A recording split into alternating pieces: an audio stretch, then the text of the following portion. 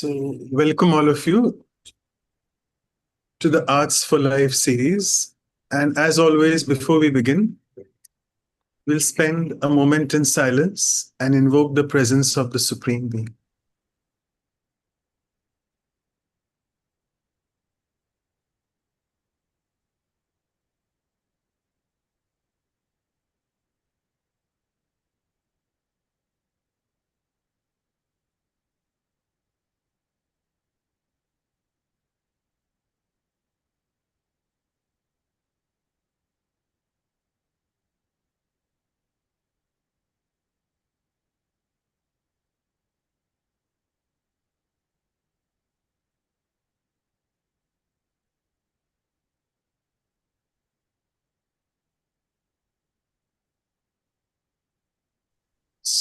Let me stop sharing the screen and welcome all of you once again to the Arts for Life series. And we are now on the art of leading or art of leadership.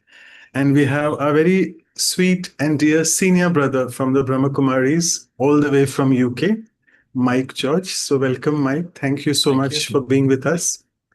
And always available. I really admire Brother Mike for his genuinity and authenticity. And he's always available. He's just one phone call or one email away. So just to give you a brief introduction about Mike George, he's an author of 16 books. And these are on varied topics like self-awareness, spiritual intelligence, freedom from emotional suffering, and many more. And just to give you a few names of the books, they would be very intriguing. Don't Get Mad, Get Wise. That's one of the books. The 7 Myths About Love, and so on. He's also been a management tutor and a spiritual coach. And he actually has been serving in the Brahma Kumaris for almost more than 35, 40 years now. And he, I think, currently is based at the Global Retreat Center in Oxford and UK. And I think one more important thing I must say that he's got this unique sense of humor, which really makes every topic so easy. So today the topic may sound very heavy, like the art of leadership or art of leading, but I'm sure he mentions that the 3 key strands of the 21st century are self-awareness, emotional intelligence, and continuous unlearning, not learning, continuous unlearning. So I really admire his dedication towards all his talks because he really comes up with beautiful PowerPoint presentations, very methodical in his approach for everything. So welcome, Brother Mike, and I would now request Sister Claudia to please proceed with the formal welcome with the flowers. Good morning from Vancouver. Good afternoon for you. It's an honor for us to have you. We had you last week on the West Coast, and then have you again today. It's just is a fortune. So, and today we really need to learn how to become a leader. And I think you are a good one because a leader also needs to cherish. So they need to be not so hard because otherwise they don't become a leader. So they need to learn how to be a leader and then cherish at the same time. So I like to offer you some flowers and then welcome you to our program. It's nice Thank to you very have you much. with us. I accept them with a great deal of grace. Yeah, they'll look much better on your desk. Thank you. It's good. Great. So shall we begin? Sure, thanks. Yeah. Okay. So I think you know the topic of this particular presentation is the art of leadership. And I'll never forget, I saw a film many moons ago where there was a whole crowd of people sitting on a hill in various places, and one person suddenly got up and danced, and you would expect that everybody would join them, but they didn't. But there was one other person who did get up and did join him, and when that second person got up and did the joining, everybody else followed. So it took the second person's courage to join the leader dancing on the hill for everybody to join the dance. And so it was a good example of the idea that the leader isn't just the person who's got the right position and who does everything first, but it tends to be the person who supports the leader and who has the courage to do what the leader's doing at a particular moment. And I thought that was very illustrative of good leadership, actually, was the person who was prepared to join. And of course, as you know, we have different kinds of leaders. We have the formal leadership, which is the gentleman with, or the lady with, the position officially of the leader of the team, or the leader of the department, or the leader of the organization, if you like. And that's a pretty formal process to get there, and a pretty formal process to follow. And you get a lot of people, of course, who are really promoted to that position without any leadership skills or any instinct or intuition as to how to be a good leader for others. And yet they have that position. And then you have the person who doesn't have a position in a group of people, but they feel that they need to be the leader. And so they try to force their way through. They try to show themselves as an example of good leadership. They try to lead the team where the team wants to go, the group wants to go, etc. They take on that position voluntarily. And then you have the third person who is just by nature, a natural way they are a leader in the group, in the organization. It doesn't matter what they do. It's not that they're saying, I want to be the leader, I'm going to be the leader. They are just acting, as far as the group is concerned, as they would normally, and yet their actions are those that tend to lead others naturally. So you get a lot of different kinds of people trying to be and who are being the leader. And I think leadership is one of those subjects that includes just about everything under that umbrella.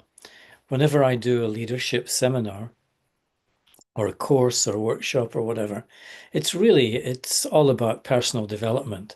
It's all about an individual recognizing in themselves what they need to develop to be more effective in the relationships that comprise the group. And so it's a subject which you can put many other subjects underneath, if you like, over time. So what I'm going to do today is, assuming that we're all learning and developing leadership skills, leadership abilities, is really present you with the basics, the basic framework which is required for each individual to become a better, a more effective leader of the team, of the official group that they are leading. And so with that said, without much more ado, I will share my screen a little bit and give you an idea, and you can give me a hard time at the end of it if you want to, and or any questions. Don't be scared to write them down and put them in the chat box. I'm very happy to answer anything at the end of the day. And so the art of leadership begins with well, a definition of leadership, or a differentiation between manager and leader, where a manager might just be a position which is officially awarded, whereas a leadership tends to be more an attitude of an individual. And it's an attitude which obviously people pick up on. So if it's not quite right, nothing much will be said, but there will be attitudes in response. And so leadership tends to be more like an attitude. Manager tends to be 9 to 5, where leadership is 24/7. So there's always someone watching, and the leader is conscious of that, is aware of that, and is there to inspire others towards action. Whereas the manager tends to put their hat on at 9 o'clock and take their hat off at 5 o'clock in the evening. Managers tend to manage things, whereas leaders lead people. So the manager is more appropriately got their attention on things, on objects, on maybe a process if you like, but leaders have much more attention on people, the person, the one in the group who needs attention. And we'll come back to that a little bit later. And so there's three things which the leader needs to pay attention to on a daily basis. Number one is a vision. In other words, where are you and your team going? Where are you taking them? Have you articulated the vision? Is the vision really clear about what you want to achieve as a group of people? That's on a collective basis. Then on an individual basis, you've got to be very aware of each individual in the group, in the team, aware of their personality with the appropriate response. We'll come back to that in a few moments. And then all the time you're making key decisions. So you have to prepare to make those decisions in order to lead people where you see them going. They know where they're going, but you need to make the decisions about how to get there. So you're managing vision and on a daily basis, on a moment-to-moment basis, the decisions you will have to make. And thirdly, it's about precision. It's checking the clarity and the accuracy of your particular communication. Whether it's one-on-one or one-to-many, is your communication clear? Are you clearly able to accurately and articulately communicate with each one or with the group as a whole?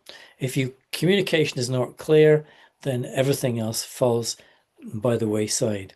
And so that communication has to be very, very clear and, of course, with the right attitude. So there's about 10 shifts that the individual has to make to move into a position where they're able to take responsibility of the leader or of the group, and that is to move from objects to people. In other words, it's very easy to place the attention or the emphasis on the objects that you have to manage, you have to deal with, and of course it's harder to really pay attention to the people. It's the people who will do the work, the people who will get things done. It's the people who have attitudes. It's the people who have to work with other people. And so the leader will make the shift from attention or dealing with so many objects to more dealing with individuals. And in that way, they're able to move from control. And in other words, trying to control people is not what a leader does, but tries to influence them with their attitude, with their personality, etc. So the second shift is from control to influence. It sounds easy, but it's much easier in your mind to control or try to control. Should, have to, must are the phrases that appear in your mind to influence the individual with respect, with trust as you go along. And that means moving from resistance to acceptance, accepting whatever they are, whoever they are, whatever kind of personality they are, instead of resisting them because you don't like it, or that you feel that they're not popular and with others, and therefore they're not popular with me. And so it's this movement from resistance to acceptance. And we'll only notice resistance in our own attitude with awareness of what's going on internally. And so it's this movement from resistance to accepting people as they are and whatever they do. I'm just aware that you would probably at this point say to me, Mike, would you speak a little bit more slowly? And so I'll try and slow down a little bit and give the translators a chance. So again, it's this movement from force to power, from positional power to relational power. Positional power means you're using your permission to utter orders, whereas relational power is you use your perception of the other one to relate to them, to connect with them, and to help them do what they need to do. Yeah, you're helping them do what they need to do. And that's the basis of relational power. You're doing that with respect and again with trust. And that's building the relationship, building the effectiveness of the relationship. Whereas someone who uses positional power tends to be the controller who orders people around because they want to get things done and because they think they are the authority to make people do what they are trying to do. And that's not quite the way. And that may require a shift from force to power, from telling to asking, from telling people what to do all the time. And this is the leader who has or is using their position to get things done, is they're always telling, speaking, issuing orders, maybe at the extreme, and they move across to asking the right questions at the right time with the right person. This is intelligence. Asking the right questions at the right time with the appropriate person. And so they're asking them to do things. And so with asking, there's a lot more respect than telling, obviously. You would appreciate that. So from force to power is from taking to giving. So instead of taking, in other words, using a person to get things done, you're giving them the opportunity to do what they need to do. So it may sound similar, but when you're taking something from them. You want them to do something for me. Yeah. So you've got very much the consciousness, I am the leader. You've got very much the position of the leader, to the giving of power, to the empowering of the individual. And so therefore you're asking them, what do you think is the right way? What's the good way? What's the best way? So you're putting everything in the context of questions where you can. And once again, that carries with it that respect and that trust. From emotional reaction to a conscious response, we live in a very emotional world where we're kind of addicted to our emotions, if not and to a large extent, to a subtle extent. And that's what makes us react emotionally. You didn't do what I want. You didn't do what I like, or you're not a nice person. And so we like to fill our attitude with emotion, whereas a conscious response takes the emotion out of any communication. So we're not upset. Don't have an attitude that the other person is responsible for how I feel, for the emotion I feel, but is a very conscious response where I take responsibility for everything I'm feeling, and therefore I create for myself a moment where I can create the response, the thoughts, and the conscious feeling that I might have in a situation. It takes a bit of practice after living a life of reacting emotionally to people. And some people are more emotionally reactive than others. So it might take a little bit of time, but it gets you there in the end. It gets you there in the end. So you're shifting from using your beliefs, from acting from learned beliefs that I may have learned very, very early in my childhood, that then become a part of my personality. And when we do that, when we allow our beliefs to take over, it means that we tend to forget what it is we really value. It's much easier to let your beliefs take over. It's a bit lazy in a sense, whereas our values require attention and the thought of how do I bring this value to life in this context, in this relationship, etc. So you're going to be using your values. And of course, beliefs are very static. You try and hold on to them because they're there in your consciousness, you have been reacting like this all your life. Whereas values, they tend to be very dynamic. They tend to change slightly every time according to the situation and the need of the situation. So you're making the shift, the subtle shift from beliefs to values and survival to service. In other words, you're not doing things or having things done for yourself so that you will look good, but you're using the relationship with people that you are leading as a form of service. You're using it as an opportunity to serve others. And sometimes this is called servant leadership.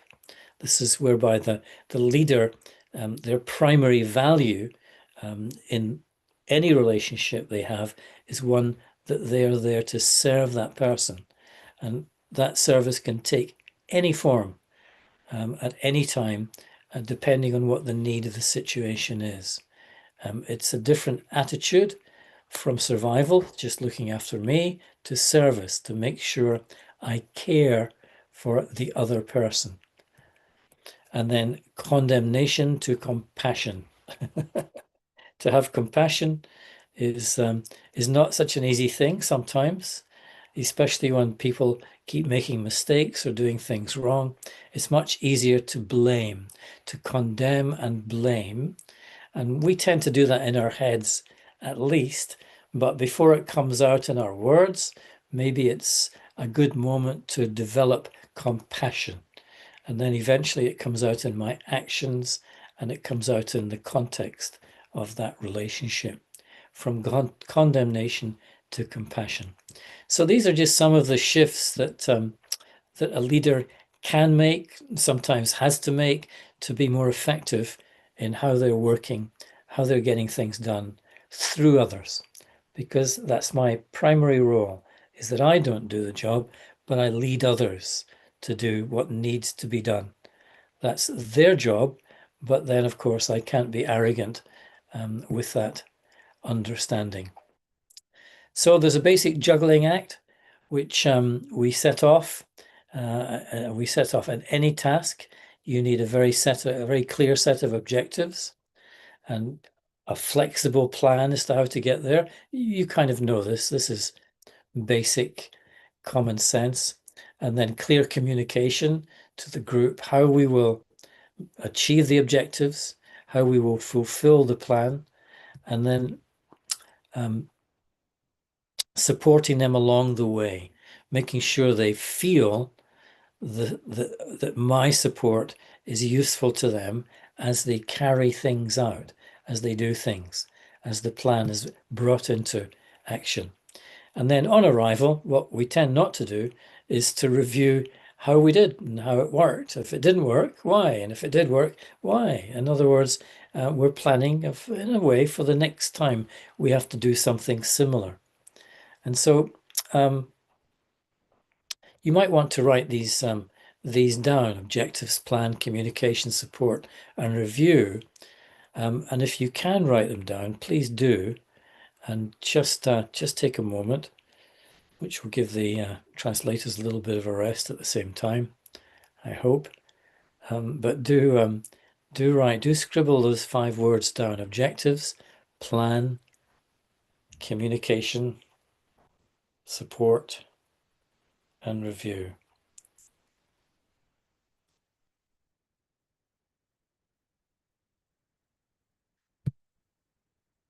Yeah. And then what comes first? This is not so much what comes first, but the things I need to keep an eye on as I'm doing these 5 things. These 3 things: the team, the task, and the individual. The group of people that I'm working with, the task that they're setting out to bring to fruition, and the individual. So how's the individual doing? Are there any conflicts? Is there anything that is stopping them doing what they're doing? I need to keep an eye on that. And the task itself, how is that going? How is it developing? Yeah. Is it going to happen in the time we've allotted to it? And then to the relationships, to the team. Is Joe getting on with Mary? Is Fred getting on with David? And so is there conflict that they're spending and wasting a lot of time in trying to resolve? And so these 3 things, I've got to keep an eye on these 3 things while holding the objectives, the plan, how I'm communicating, and what support I'm providing to each of those three. And so it's a juggling act. Yeah, those 5 things, juggling with those 3 aspects all the time. And every time I am challenged in a different way, in a different process, because every time it's going to be different. It's not going to be the same. So what comes first? And I should have asked you to write these 5 things down, not the 5 before, but these 5. If you've got a pen and paper already by your side now, if you could write down relationships, tasks, resources, self, and processes. Yeah, and as you write them down, or when you've got them written down, have a scribble. It's very simple just to write down these 5 words, then prioritize them. What comes first? What's second? What's third? What's fourth? Relationships, task, resources, self, and processes. So once you've got those written or scribbled or whatever on that piece of paper, try and prioritize them and see how they come out for you. What would be the priorities? Generally speaking, it doesn't have to be scientific, but kind of generally speaking, and those 5 things that you have to prioritize when leading a group in any task, anytime.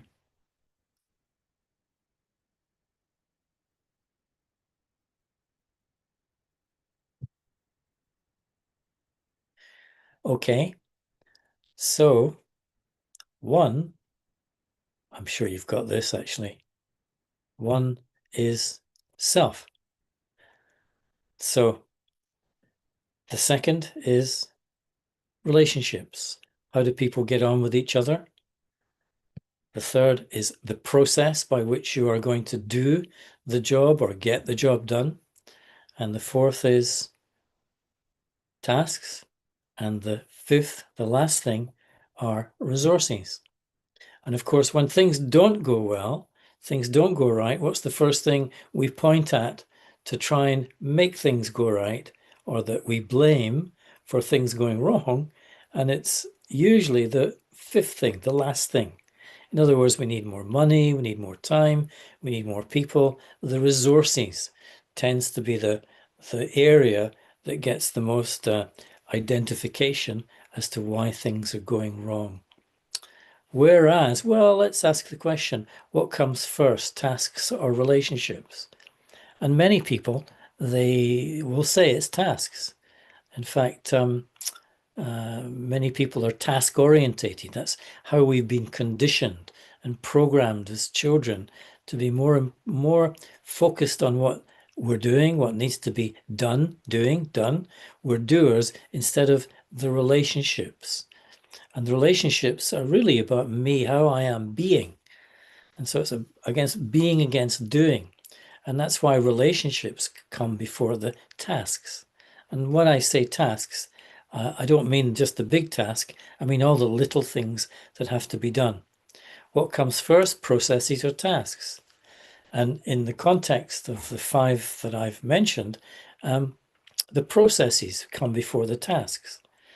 The processes are really, process mapping means mapping the process by which I will do, mapping the process of which I will do, act, or the tasks that will need to be done. So I don't know if you've experienced process mapping before, but you do have a straight line, and then off that line you've got the little groups of tasks that have to take place in the whole overall process. So the process is first, and then the tasks are identified. And sometimes tasks are irrelevant or they're out of date, but the process, it kind of stays the same. It's just that we'll have different tasks required to get things done. So what comes first is important, so you don't put emphasis on the wrong things at the wrong time. And the reason I put the self number 1 is self-management. Unless you're managing yourself, you can't really manage others. And leading the self, you can't lead others. It's kind of necessary to pay attention to yourself. Although it sounds a bit selfish, it means this level of awareness internally where I know what my priorities are, and I know myself, and I know how to replace any emotions that I'm feeling with just basic feelings, and I know how to be of service to others. And so you can see why the self that comes number one always in any task. And it's not selfish, it's the leader's first priority. So there is a personality profile, and there's different kinds of people in teams. And it's a little bit like I'm sorry, these have come up on the screen, slightly out of sync. But it's a little bit like a team manager, a football team manager. He has to manage a whole range of different personalities in the group.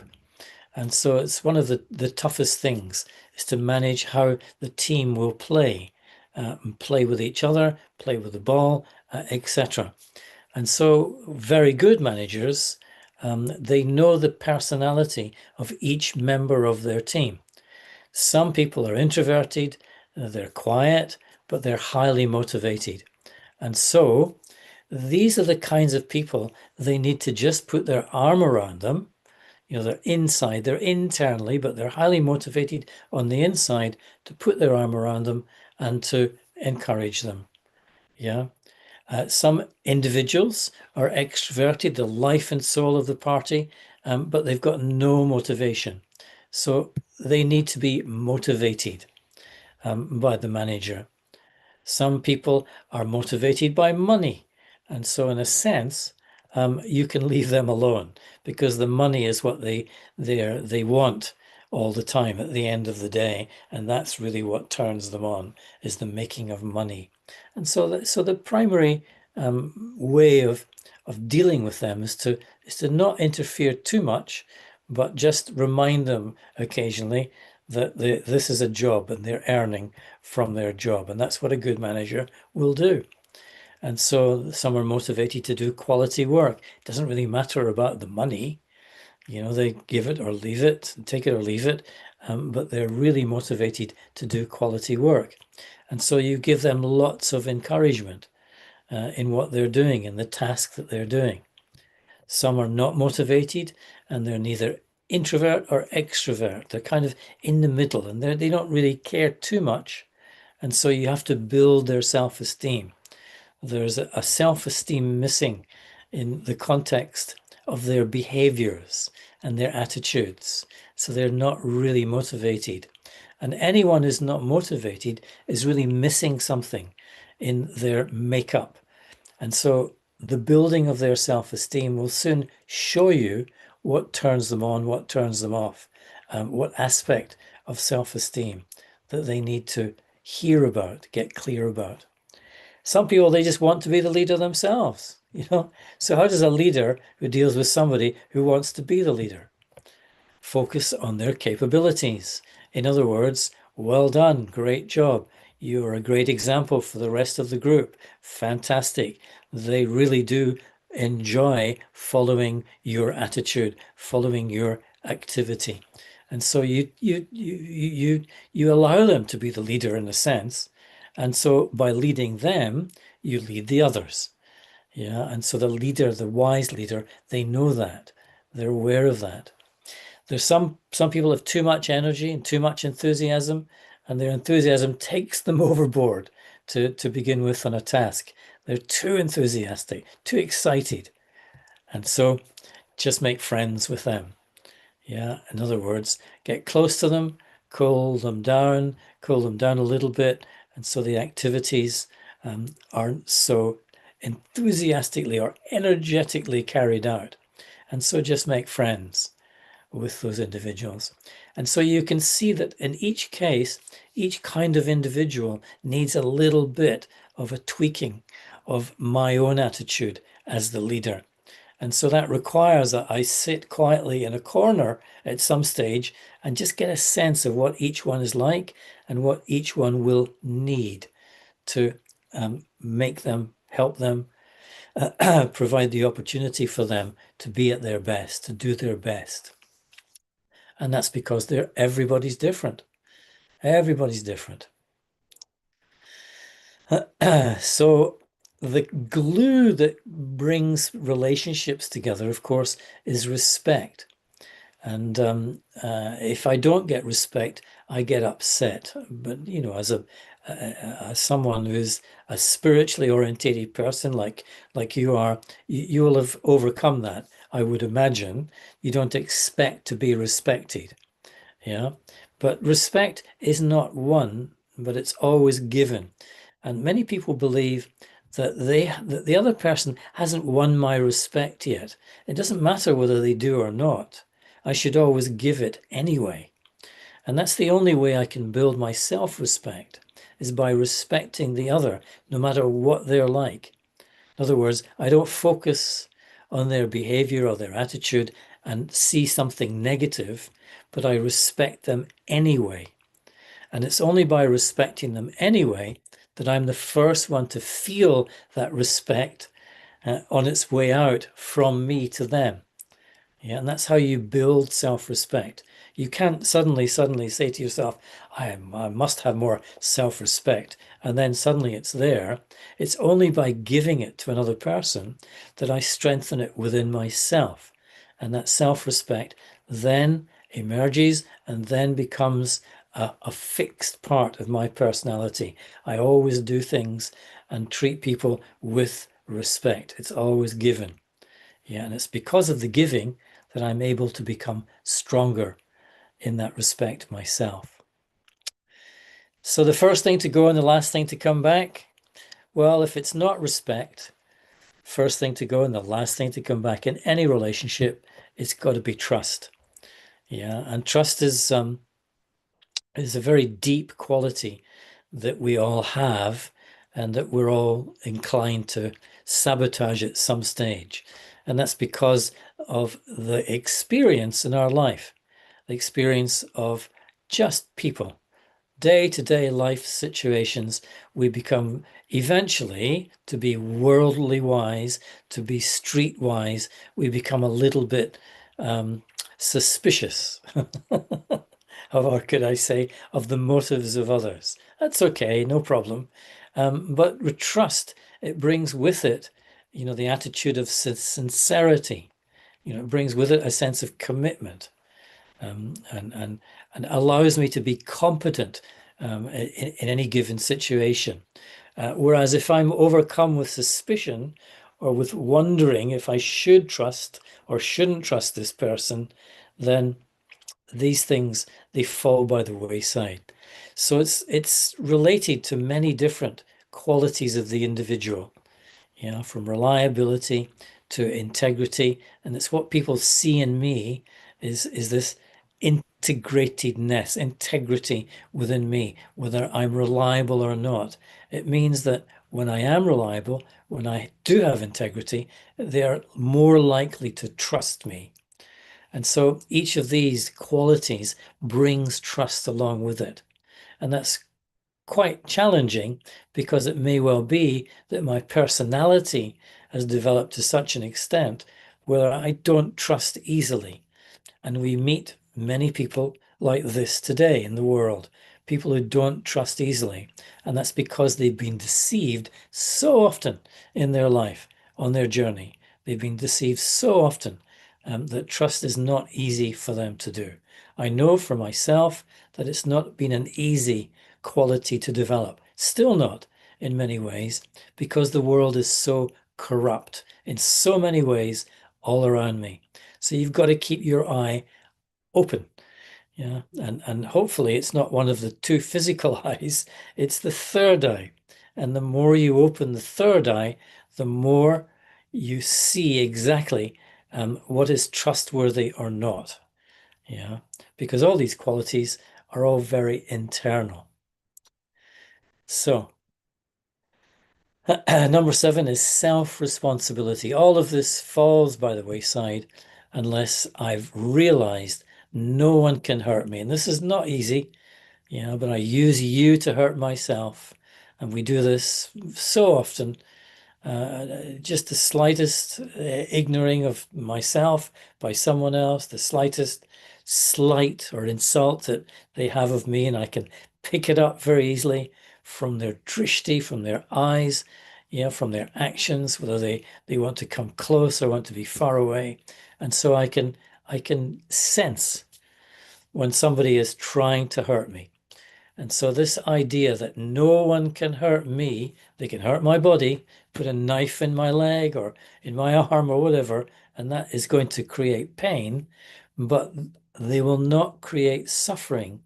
I don't, unless I realize I'm using them, I'm creating the suffering.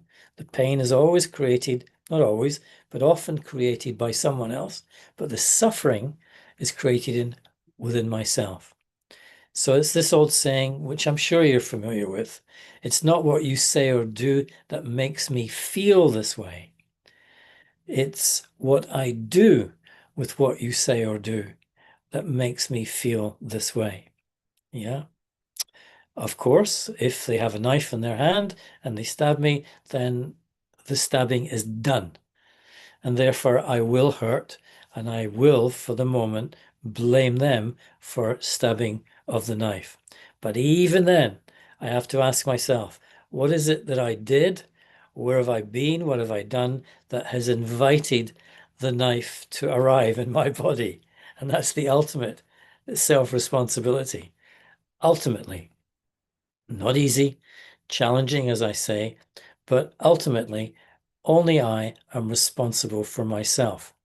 If the situation arises that someone else seems to be doing something, I have to ask myself, what am I doing in this situation? What have I done that's made me choose to walk towards this person with this knife? And so then I take responsibility.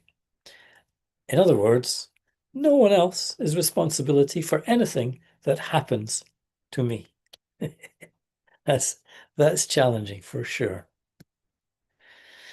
So there's 4 leadership styles, which I teach quite a bit, and it's just very briefly. One is directing. It's a highly directive behavior. It's little. They don't need to support others. There are people who will do exactly what you say, and so it's just a question of softening what you're saying and not issuing orders, but issuing directions. And some people will follow those directions quite happily, and it won't bother them. And so then you require to be a coach. Yeah, it's highly directive still, but you give a lot of support. And the coach asks a lot of questions. They've translated the shift from telling to asking into the coaching style. And then style number 3 is the supportive behavior. And of course, they're supporting other people in what they do. Constant support. And the final is delegating. It's not supporting and low and directive. And so you can delegate whatever you have to do to another person or a group at any time. And so you know that you can let go of the task. So for different styles, different learning styles, different personalities. The self-reliant achiever requires a lot of delegation. The cautious contributor requires supportive behavior, but not too much, etc., etc. And so they require different styles of delivery, and that only comes with practice.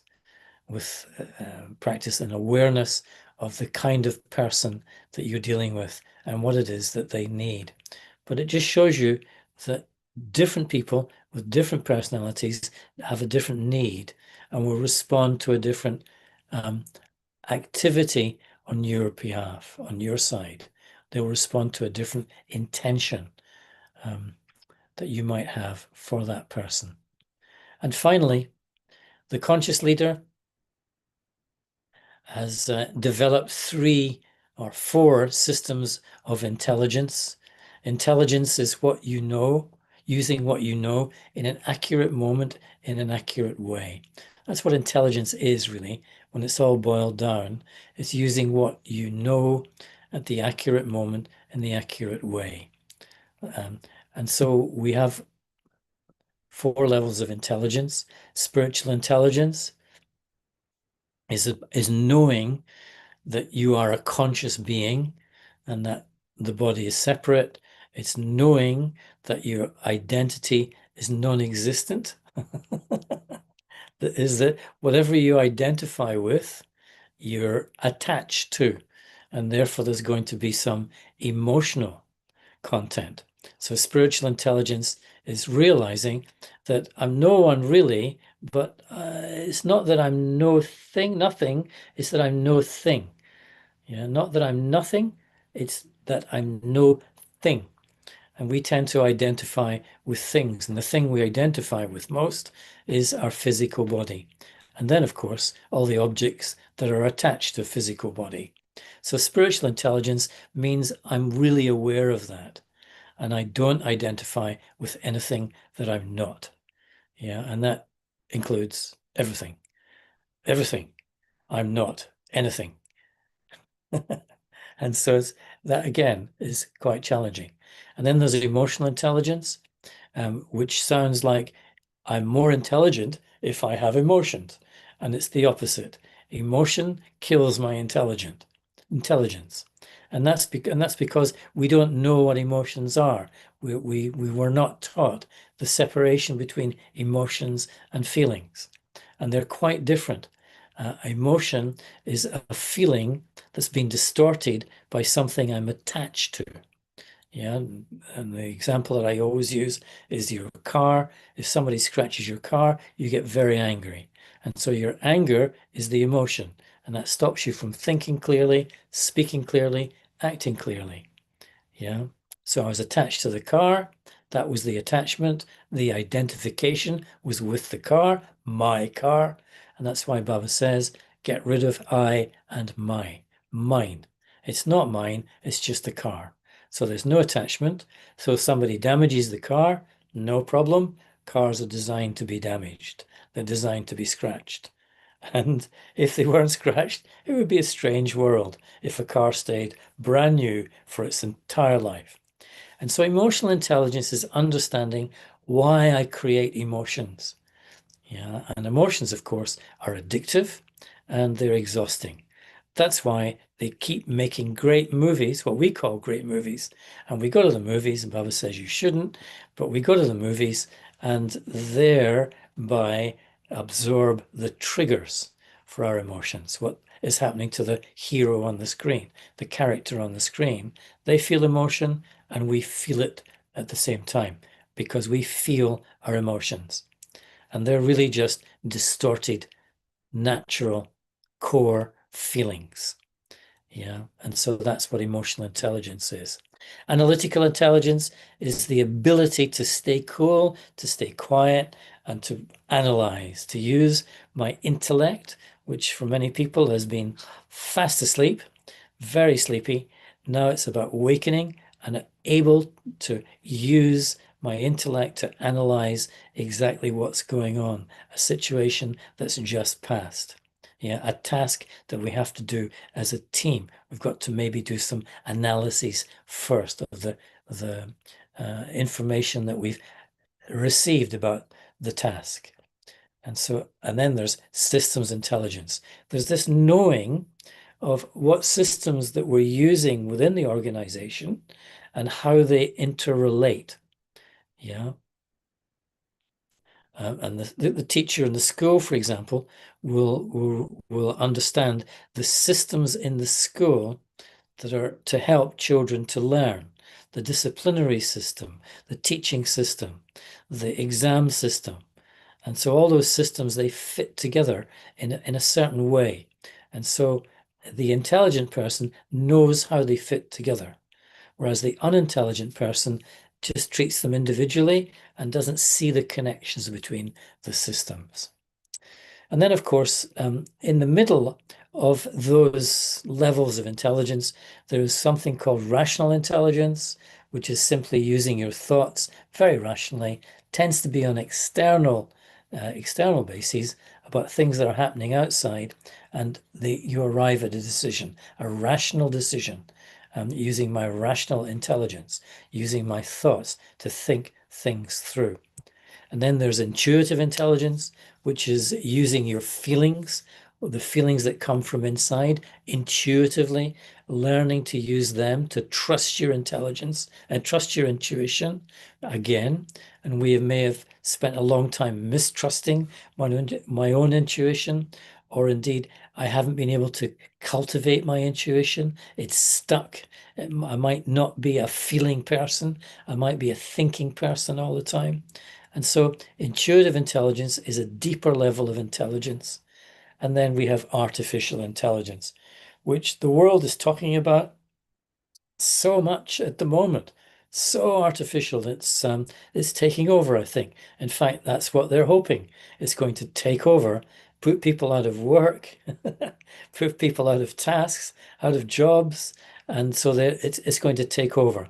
But all it is really is incredible pattern recognition, the pattern of the language, the recognizing of that pattern, and the fitting together of the patterns.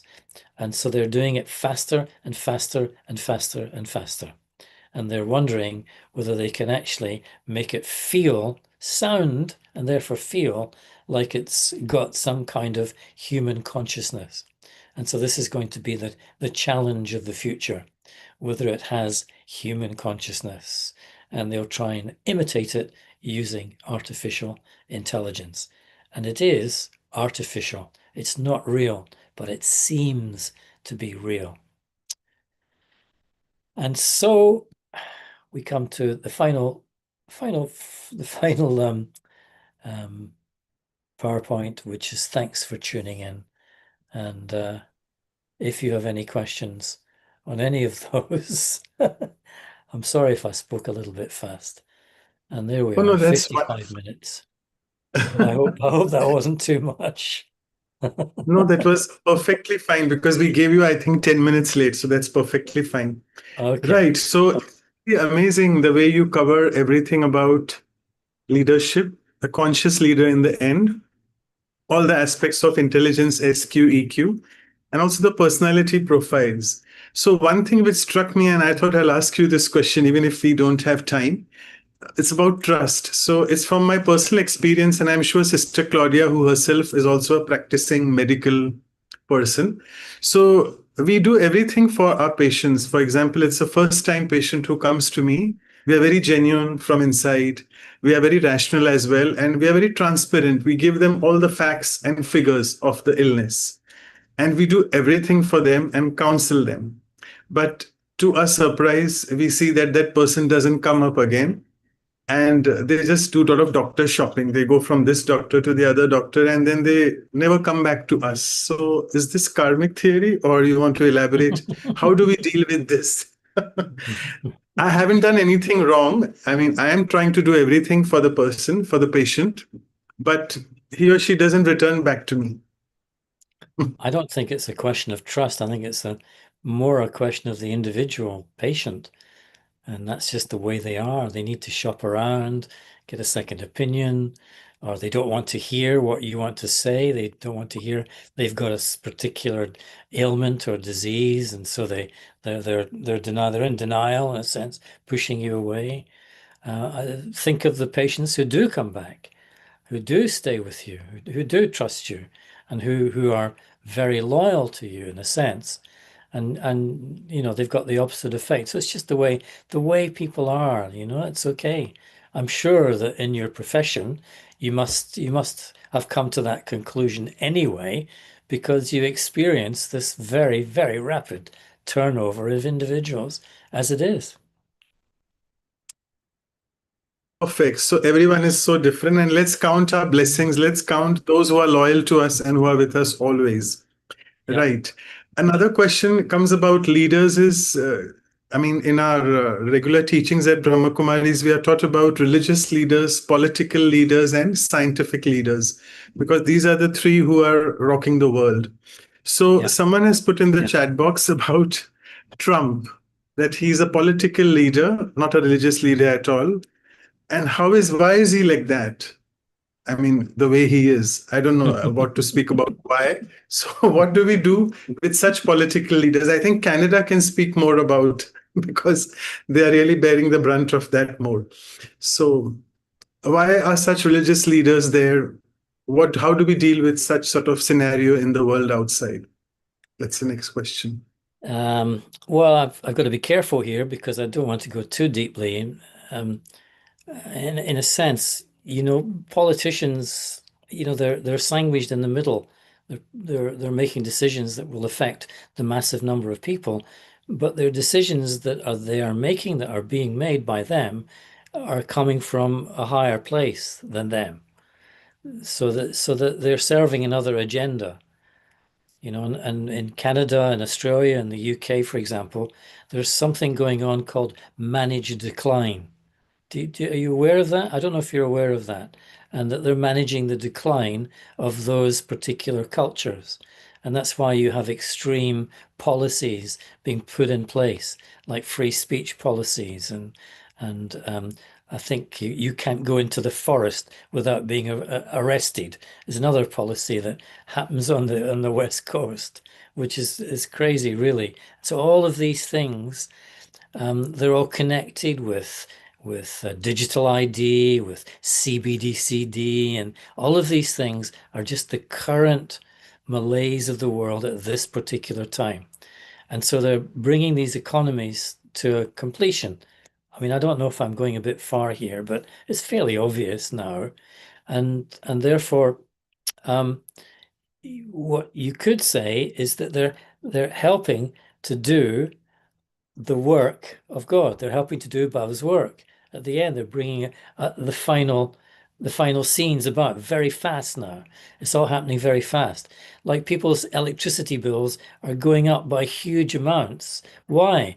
Not because there's a shortage of electricity, but because they're building these huge data centers in each country, which is taking a lot of electricity. And the data centers are there because they've realized that they have to be first in the race to develop AI, artificial intelligence, or general intelligence, or super intelligence. And so they're in a race. And so the human beings that are living, the population, is suffering. I mean, these are just a few of the things that are going on. Pay attention to what is really going on in the world if you want to see them. If you don't, that's just fine. It's okay. But know that the politicians are probably the most corrupted bunch of individuals on the planet, in any country, in fact. And they're being found out. They're being found out because all the quality of the news that we hear about them is on social media more than mainstream media. The mainstream media is owned, that's a fact. The 6 companies that own just about all the mainstream media, and the social media are where people who have been cancelled by the mainstream media have a say, have an honest say about what's going on. And you saw this during COVID, during that time. And so these are the realities for me, may not be for you, and that's okay. And so it's about dealing with that if you want to, or else don't ask the question. Don't ask the question. I know. So let's not try to end the conversation on this politically. Let me just, I know the time is up, but I'm afraid I have to ask this question. So that we Okay. end on a spiritual leader. So I'm sure you have taken a lot of sustenance from Daddy Janki, and Yeah. she's a true spiritual leader. You have spent so much of time with her. Do you want to share a few stories and what you learned from that experience with her, being with her? Well, she was able to read the personalities of each individual quite easily. I mean, she had exposure to different people a lot. It's a better question for the sisters because she had a bunch of sisters very close to her, and she could sense how they were getting on, and she was very good at pointing the finger. You know what Daddy Yankee's finger? You've heard of her finger. She's very, very good at that. She was quite direct. at different times with different sisters and indirect with other sisters. And so you could see that she had developed her leadership style over a period of time of getting to know those individuals and was therefore able to give them what they needed. And sometimes she left somebody alone, didn't bother them. She just knew they could get on with it themselves. And with some sisters, they needed attention. They needed to be told what to do, and they grew. They grew with that. And the other sisters, they grew with being left alone and just having the appreciation occasionally of Daddy. And so she was very good with working with the people in the area. And she worked to a large extent with her intuition. You know, she had a feeling about something, and she would say very quickly what her feeling was. And sure enough, it would come about. It would happen. It was the right feeling to have. For example, as soon as she saw Global Retreat Center, she said, "Yep, we've got to have this place. It's got to be ours. Let's buy it." She had no hesitation whatsoever. And this was after looking at many different places. She knew that Global Retreat Center was the one. And that decision, that very quick decision, was so clear and provided so much motivation to the sisters who were living in the centres at the time in London, that they were astounded at the clarity Daddy came across with.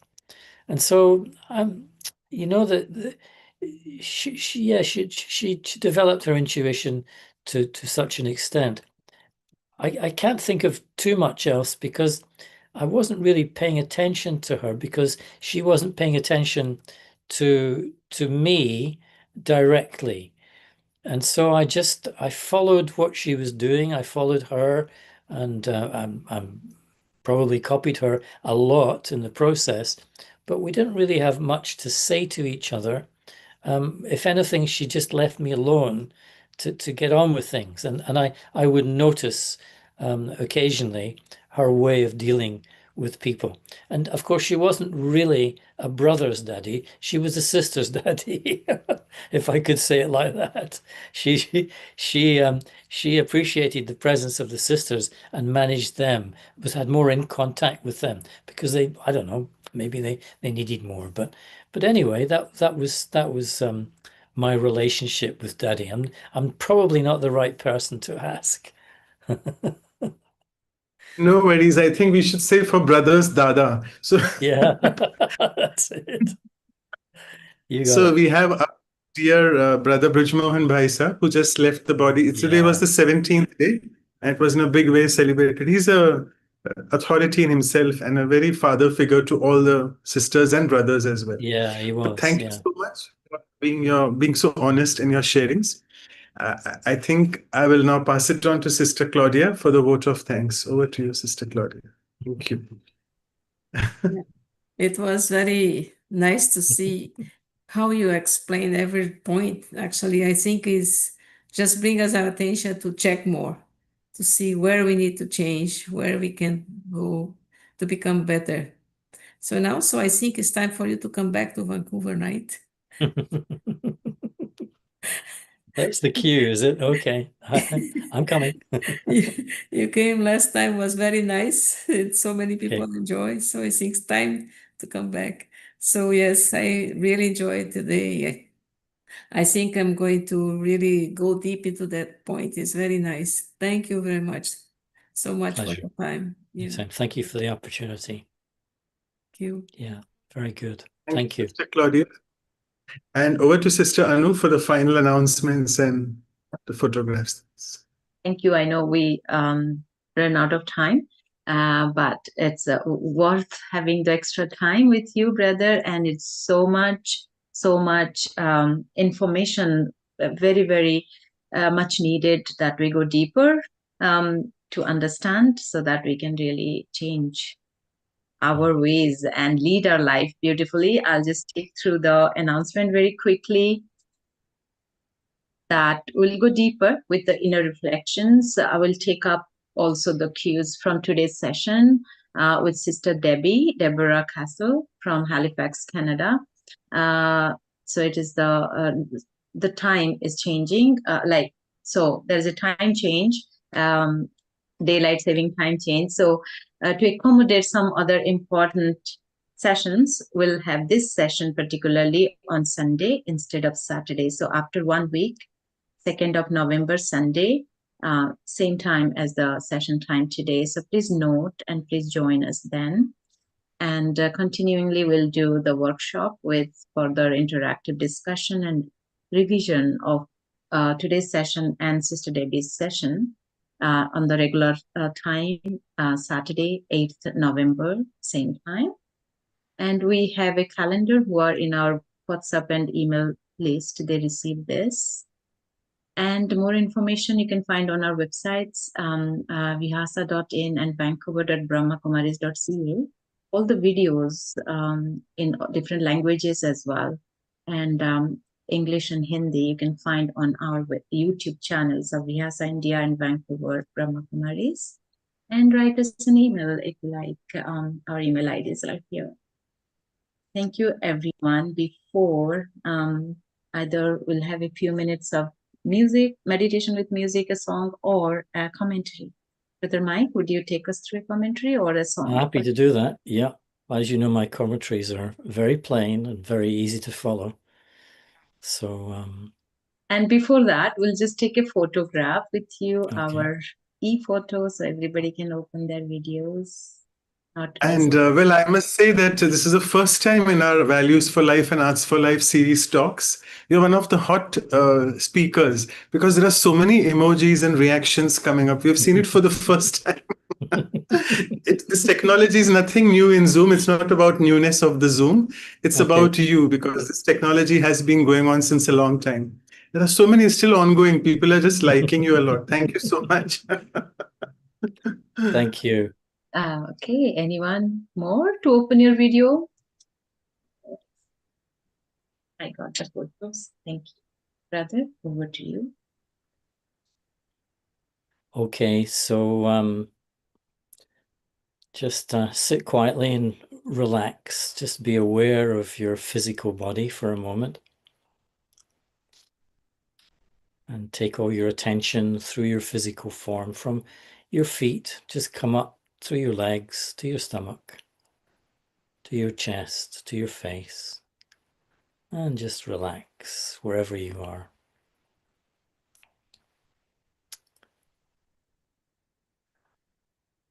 Then bring your awareness to your breath and breathe very easily. But notice the full cycle of breathing in and out.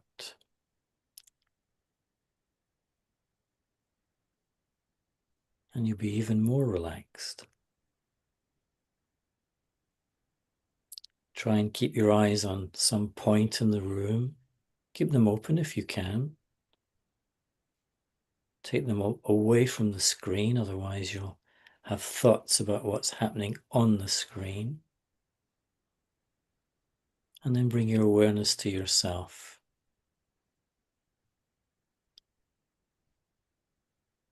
And take a moment to be aware of yourself as simply awareness.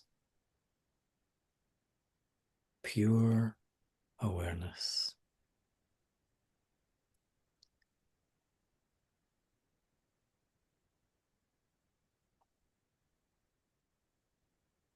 And on the screen of your mind, just create one thought. I am a being of peace.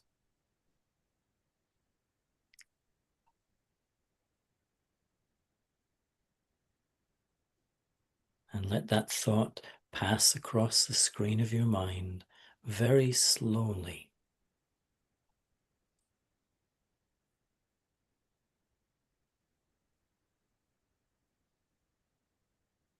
And then let that thought, let it go. Let it dissolve into the background. And notice what remains. There's a feeling. of peace. of calm, of quiet.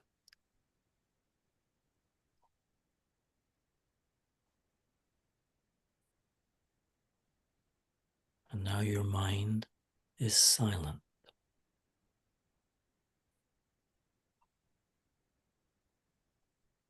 And there is a stillness at the very heart of your being.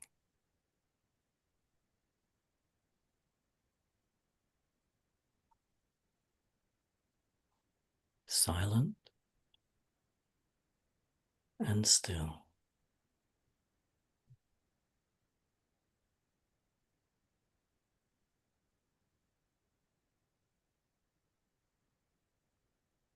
And then bring your awareness back out into the room. But bring that peace, bring that stillness with you. So as you listen through these ears, hear from that stillness.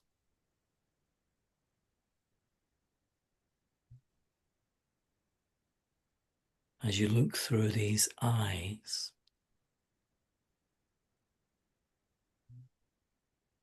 see from that stillness.